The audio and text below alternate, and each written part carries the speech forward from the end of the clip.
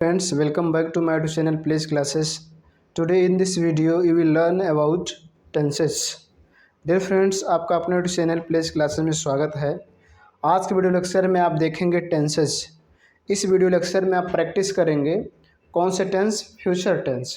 Future tense के future indefinite tense, future continuous tense, future perfect tense, future perfect continuous tense.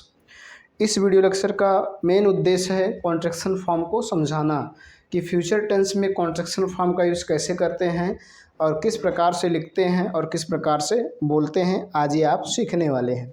तो dear friends, आपसे मेरा request है कि यदि आप इसको सीखना चाहते हैं, फ्यूचर टेंस को जानना चाहते हैं, उसको ट्रांसलेट कैसे करेंगे और उसमें कॉन्ट्रैक्शन फॉर्म का यूज़ कैसे करेंगे, तो इस वीडियो को अंत तक देखिए।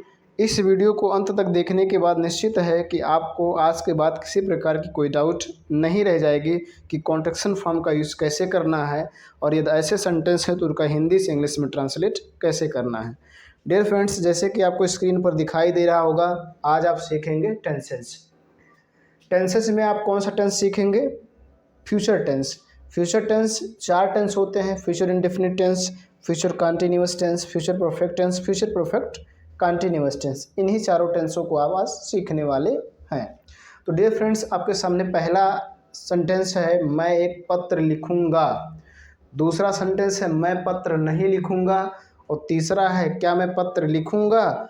और चौथा है कि मैं पत्र क्यों लिखूंगा। और पांचवा है क्या मैं पत्र नहीं लिखूंगा। छठवां मैं पत्र कैसे नहीं लिखूंगा। ठीक, तो डियर फ्रेंड्स, आप देख रहे हैं इसमें सिंपल सेंटेंस है, नेगेटिव सेंटेंस है, इंट्रोगेटिव सेंटेंस है। इंट्रोगेटिव सेंटेंस में yes no type interrogative sentence भी है और W S type interrogative sentence भी है। उसके बाद इंट्रोगेटिव नेगेटिव सेंटेंस है जिसमें yes no type interrogative negative sentence, W S type interrogative negative sentence हैं। तो इस प्रकार से एक टेंस के 6 सेंटेंस हैं और इन 6 सेंटेंसों का अगर आप समझ गए तो निश्चित है कि आज के बाद आपको फ्यूचर टेंस के सारे डाउट क्लियर हो जाएंगे। तो पहला आप देख रहे हैं सभी में गा, तो फ्यूचर इंडेफिनिट टेंस पहला जो सेंटेंस आपका है ये फ्यूचर इंडेफिनिट टेंस के सेंटेंस हैं। फ्यूचर इंडेफिनिट टेंस की क्या पहचान होती है? हिंदी वाक्य में क्रिया के अंत में गा गी गे लिखा रहे, गा गी गे लगा रहेगा, गा गी गे। जैसे मैं एक पत्र लिखूंगा, अब उसको वह एक पत्र लिखेगी, वह एक पत्र लिखेंगे। तो गा गी गे क्रिया के अंत में गा गी गे जुड़ा रहे तो आपका फ्यूचर इंडेफिनिट टेंस होगा। क्या होगा? Future indefinite tense. अब फ्यूचर इंडेफिनिट टेंस होगा, उसके बाद सिंपल सेंटेंस को कैसे बनाएंगे? सबसे पहले सब्जेक्ट, उसके बाद विल, उसके बाद V1 वर्ब का फर्स्ट फॉर्म, फिर ऑब्जेक्ट, फिर अदर वर्ड। इसमें शैल का यूज नहीं करेंगे। मॉडर्न इंग्लिश में, आज आधुनिक इंग्लिश में शैल का यूज नहीं किया जाता है, विल का यूज़ किया जाता है। वैसे चाहें तो आप शैल यूज कर सकते हैं, लेकिन आप जब भी स्पोकन करेंगे तो आज के मॉडर्न इंग्लिश में शैल का यूज नहीं किया जाता है, केवल विल का यूज़ किया जाता है। ये आपको ध्यान रखना है। ठीक, तो डियर फ्रेंड्स, आज मैं केवल आपको विल का यूज, मतलब फ्यूचर इंडेफिनिट टेंस में या फ्यूचर के सभी टेंस में केवल विल बताऊंगा, शैल का यूज़ नहीं है, क्योंकि आधुनिक इंग्लिश में, अब मॉडर्न इंग्लिश में शैल का यूज़ नहीं किया जाता है। तो सबसे पहले मैंने क्या कहा, आप सब्जेक्ट लिखेंगे, उसके बाद विल, उसके बाद V1, उसके बाद ऑब्जेक्ट, फिर अदर वर्ड। तो यहाँ पर सेंटेंसों का इंग्लिश लिखा हुआ है, आपको लिखने की ज़रूरत नहीं है। मेन उद्देश्य है आपको कॉन्ट्रैक्शन फॉर्म को समझाना। तो डियर फ्रेंड्स, समझेंगे, देखिएगा, आई विल का जो कॉन्ट्रैक्शन फॉर्म होता है इस प्रकार से लिखा जाता है, जैसे कि यहाँ पर लिखा है, इसको पढ़ते हैं आइल। क्या पढ़ते हैं? आइल। ठीक, आई शैल, ध्यान दीजिएगा, मैं बता दे रहा हूँ, आप अगर शैल का यूज कर रहे हैं तो क्या होगा, आई शैल का भी कॉन्ट्रैक्शन फॉर्म यही होता है, दोनों का, आइल दोनों का कॉन्ट्रैक्शन फॉर्म सेम होता है, आई विल का भी और आई शैल का भी। तो ठीक, तो इसका ट्रांसलेट क्या है? I will write a letter. ठीक, दूसरा सेंटेंस देखेंगे, मैं पत्र नहीं लिखूंगा। इसमें नहीं शब्द है, तो नेगेटिव सेंटेंस सबसे पहले सब्जेक्ट, फिर विल, उसके बाद नॉट या नेवर, नहीं के लिए नॉट, कभी नहीं के लिए नेवर, फिर V1, फिर ऑब्जेक्ट, फिर अदर वर्ड।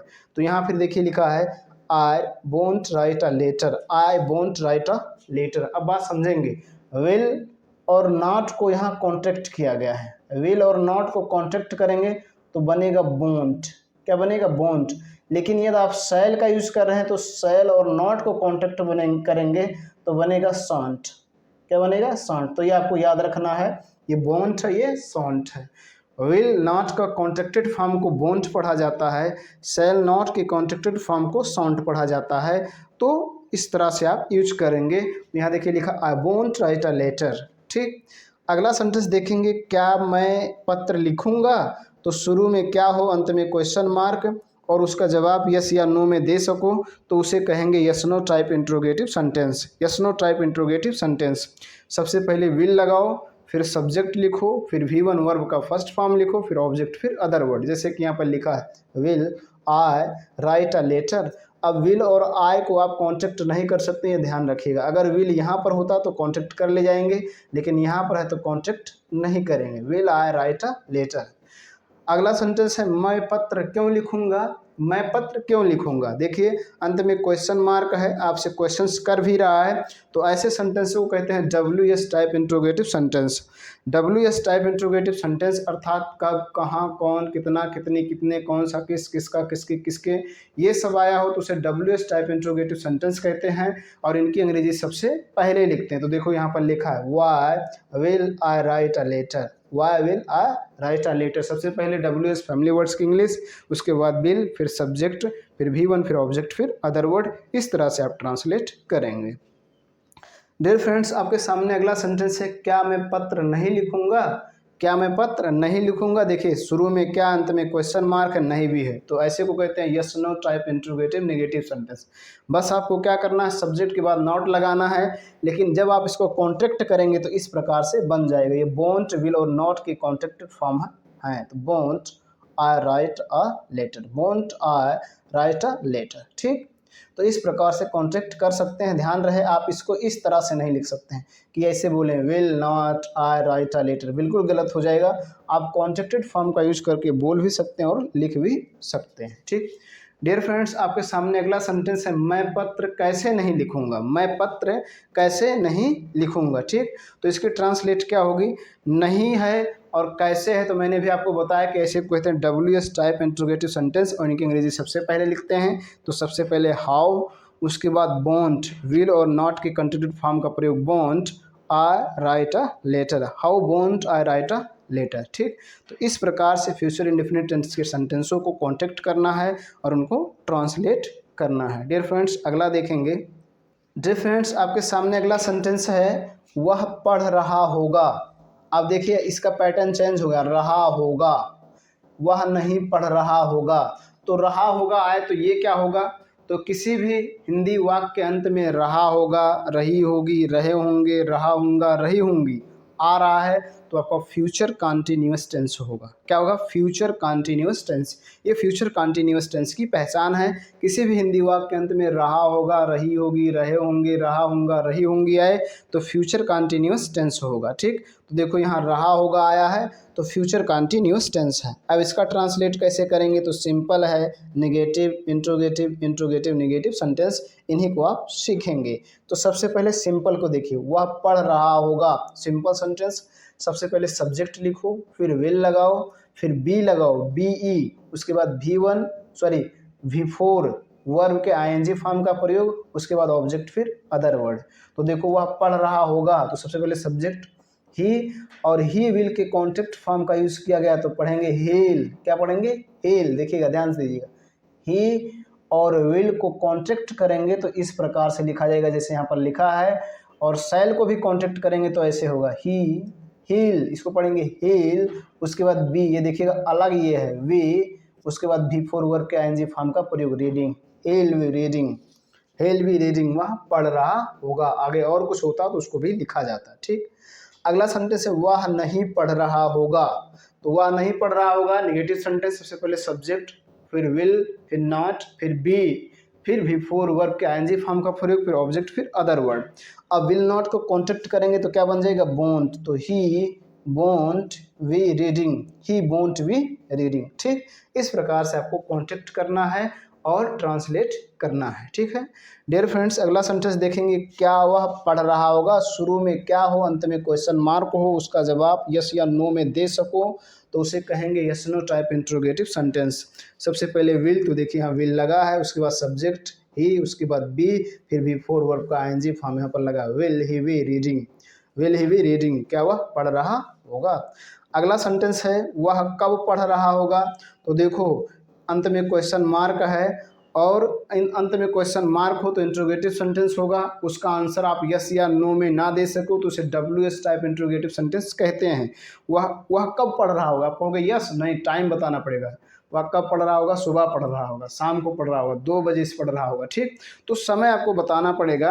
तो इस प्रकार से आप जिसका आंसर आप यस या नो में नहीं दे सकते उसको कहते हैं WS टाइप इंट्रोगेटिव सेंटेंस। अभी मैंने आपको बताया कि सबसे पहले इन्हीं की अंग्रेजी लिखते हैं। तो सबसे पहले लिखेंगे कब की अंग्रेजी व्हेन, उसके बाद विल, उसके बाद सब्जेक्ट, उसके बाद बी, उसके बाद बिफोर वर्ब का ING फॉर्म। तो when will he be reading, ठीक।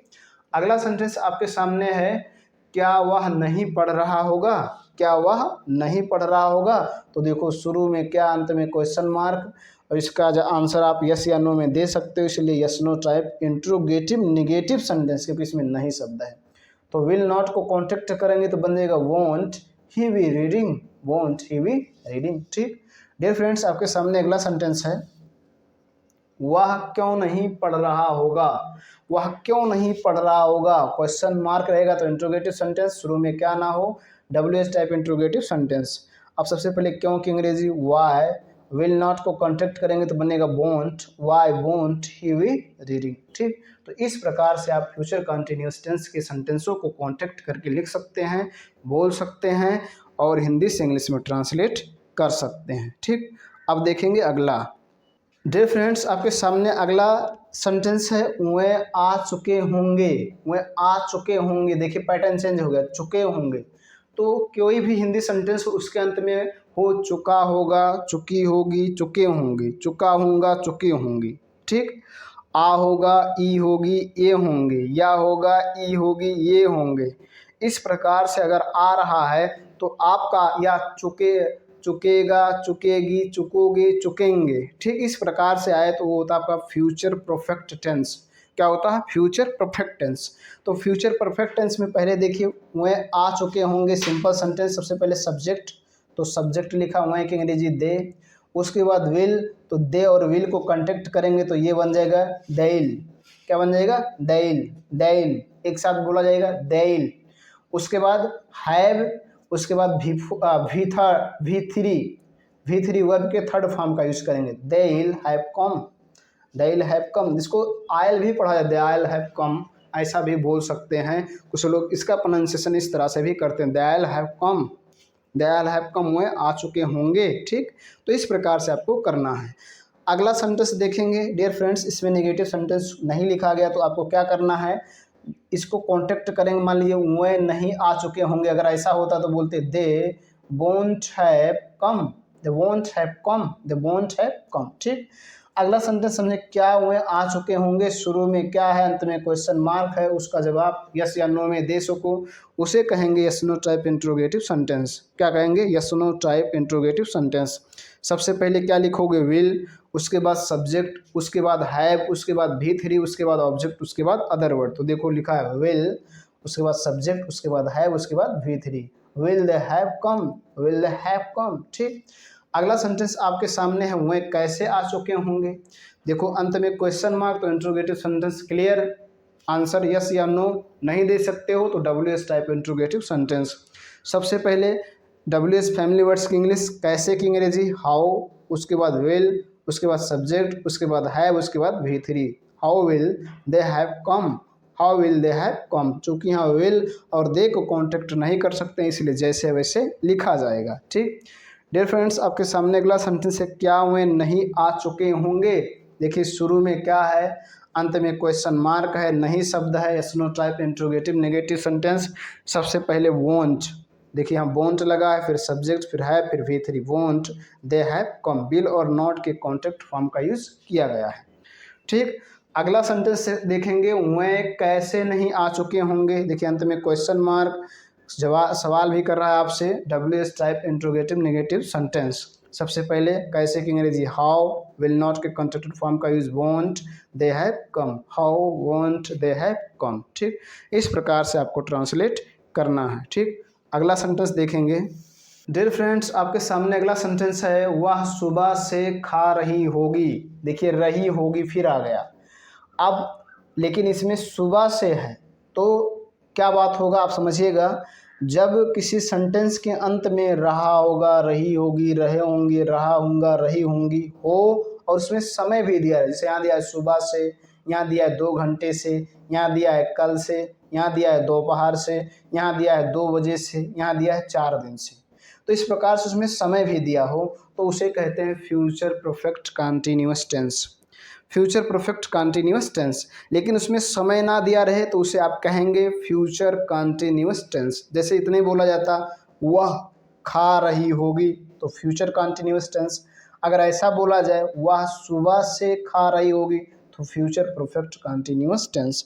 अगर समय बोला जा रहा है, समय बताया जा रहा है तो फ्यूचर परफेक्ट कंटीन्यूअस टेंस, और समय ना बताया जाए तो फ्यूचर कंटीन्यूअस टेंस। आप इसको देखेंगे वह सुबह से खा रही होगी, सबसे पहले सब्जेक्ट, उसके बाद विल, तो सब्जेक्ट हो गया, विल को कॉन्टेक्ट किया गया तो इसको पढ़ेंगे सील। क्या पढ़ेंगे? सील। हैव, उसके बाद बीन, उसके बाद बिफोर वर्ब के आईएनजी फॉर्म का प्रयोग, ईटिंग, उसके बाद सिंस या फॉर फिर टाइम, तो सिंस मॉर्निंग।